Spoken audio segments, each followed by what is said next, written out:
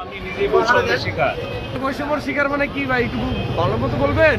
আমার বন্ধু তো কথা বলতে পারে 7 দিনে একবার 10 মিনিট, একে 2 মাস হলে কথা বলতে দেয় না। ফ্যামিলির সাথে কথা বলতে দেয় না। আমি নিজেই তো বৈষম্যের শিকার। সুবিচার চাই,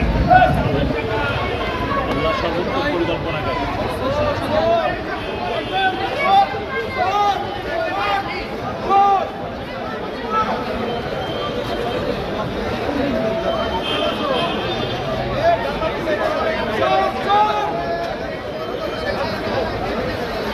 কিছু বলবেন না?